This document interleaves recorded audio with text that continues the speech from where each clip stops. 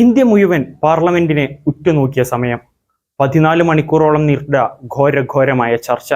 ഒടുക്കം അർദ്ധരാത്രി ആ ബില്ല് പാസ്സാകുന്നു. രാത്രി 2 മണിയായിട്ടും വോട്ട് ചെയ്യാനെത്തിയത് 500-ലധികം എംപിമാർ. പിന്നീട് രാജ്യസഭയിലും 10 മണിക്കൂറിലധികം നീണ്ട ചർച്ച.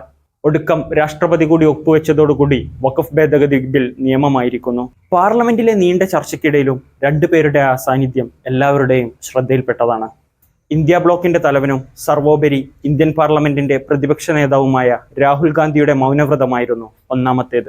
വയനാട് നിന്ന് ലക്ഷക്കണക്കിന് ഭൂരിപക്ഷത്തിൽ വിജയിച്ചു കയറിയ രാഹുലിന്റെ പ്രിയപ്പെട്ട സഹോദരി പ്രിയങ്കയുടെ അസാന്നിധ്യവും അന്ന് ചർച്ചയായതാണ്. സാധാരണഗതിയിൽ പാർലമെന്റിൽ വരുന്ന ഏതൊരു വിഷയത്തിനും തന്റെ നിലപാട് രാഹുൽ ഗാന്ധി പാർലമെന്റിൽ വെച്ച് തന്നെ വ്യക്തമാക്കാറുണ്ട്.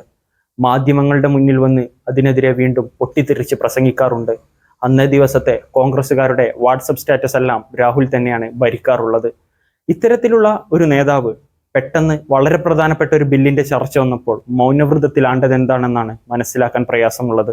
കോൺഗ്രസിൽ നിന്ന് ഒരുപാട് പേർ പ്രസംഗിച്ചിട്ടുണ്ടല്ലോ, എല്ലാവർക്കും പ്രസംഗിക്കാൻ ഇത് LP സ്കൂളിലെ പ്രസംഗ മത്സരമല്ലല്ലോ എന്നൊക്കെ പറഞ്ഞാണ് കോൺഗ്രസ്സുകാർ ഇതിനെ വൈറ്റ് വാഷ് അടിക്കുന്നത്.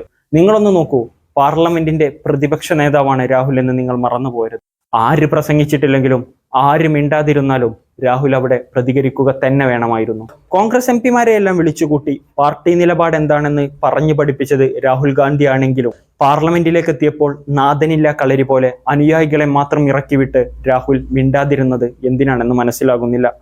എല്ലാത്തിനും ഒടുവിൽ പാതിരാത്രി വീട്ടിൽ പോയതിനു ശേഷം എക്സിൽ കടന്ന് ഘോര പ്രസംഗവും നടത്തി.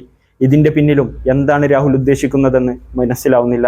പറയേണ്ടടുത്ത് പറയാതെ വീട്ടിൽ ചെന്ന് റൂമിലിരുന്ന് എക്സ് ഓണാക്കി ലോകത്തോട് വിളിച്ചു പറയുകയായിരുന്നു രാഹുൽ ശരിയായ രീതി. പ്രിയപ്പെട്ട രാഹുൽ, നിങ്ങളൊരു കാര്യം മനസ്സിലാക്കണം. നിങ്ങളെ തെരഞ്ഞെടുത്തത് നാട്ടിലെ ജനങ്ങളാണ് എന്ന ബോധം നിങ്ങൾക്ക് എല്ലാ കാലത്തും ഉണ്ടാവണം. കേരളത്തെ സംബന്ധിച്ചിടത്തോളം മുനമ്പത്തെ വിഷയമായിരുന്നു പ്രധാനമായും ചർച്ച ചെയ്യപ്പെട്ടത്.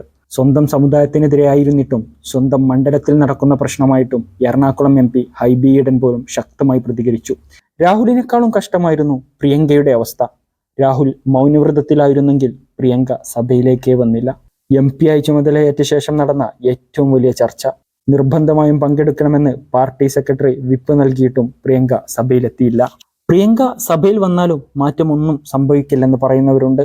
ഈ ബില്ലിനെ എതിർത്ത് വോട്ട് ചെയ്ത 238 പേർക്കും ഈ ബില്ല് പാസ്സാകുമെന്ന് ഉറപ്പായിരുന്നു. എന്നിട്ടും അവർ സഭയിലേക്ക് വന്നത് തങ്ങളുടെ പ്രതിഷേധം അറിയിക്കാനാണ്. അവരുടെ ജനാധിപത്യ ബോധമാണ് അവരെ അങ്ങോട്ടെത്തിച്ചത്. കോൺഗ്രസ് ഒന്നാകെ രാമക്ഷേത്രത്തെ എതിർത്തപ്പോഴും പ്രാണപ്രതിഷ്ഠാ ചടങ്ങിനെ സപ്പോർട്ട് ചെയ്ത വ്യക്തി കൂടിയായിരുന്നു പ്രിയങ്ക എന്ന് നമ്മൾ ഓർക്കേണ്ടതുണ്ട്. ഈ ഒരു പ്രശ്നത്തിന്റെ പേരിൽ മുസ്ലിം ലീഗും കോൺഗ്രസും വല്ലാതെ ഉടക്കിയതും നമ്മൾ കണ്ടതാണ്. കഴിഞ്ഞ ഡൽഹി ഇലക്ഷനിൽ കോൺഗ്രസ് അമ്പെ പരാജയപ്പെട്ടപ്പോഴും ആം ആദ്മിയെ പരാജയപ്പെടുത്തിയതിന് BJPക്ക് ആശംസകൾ നേരുന്ന തരത്തിലുള്ള പ്രസ്താവന നടത്തിയതും വൻ വിവാദമായിരുന്നു. ഇതെല്ലാം കൂട്ടി വായിക്കുമ്പോൾ പ്രിയങ്കയ്ക്ക് BJPയോടൊരു സോഫ്റ്റ് കോർണർ ഉണ്ടോ എന്ന് നമ്മൾ സംശയിക്കുന്നതിൽ തെറ്റില്ല. അതുകൊണ്ട് തന്നെ ഈ മാറി നിൽക്കൽ മനഃപൂർവ്വമായിരുന്നോ എന്ന സംശയവും ജനിപ്പിക്കുന്നുണ്ട്.